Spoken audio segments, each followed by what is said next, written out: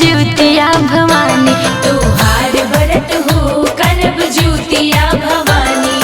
दे दिहलू गोदिया में ममता निशानी, तोहार व्रत हो करब ज्योतिया भवानी। तोहार व्रत हो करब ज्योतिया भवानी।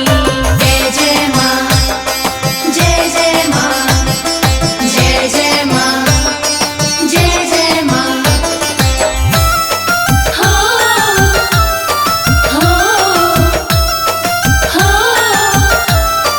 हो।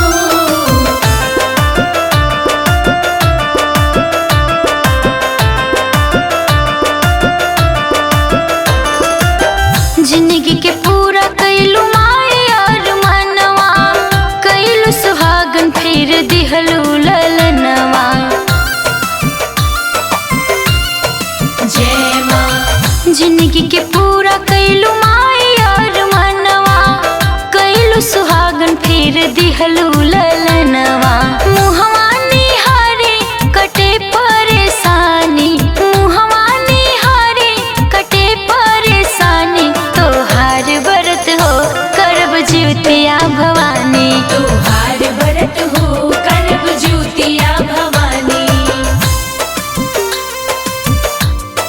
जय माँ, जय माँ, जय जय जय माँ, जय माँ, जय माँ, जय जय माँ, जय जय माँ, जय जय माँ, जय माँ। अक्षरा भरल रखलू धनवा धरमवा, तोहर दया से होटल बझनी के नमवा। जय माँ।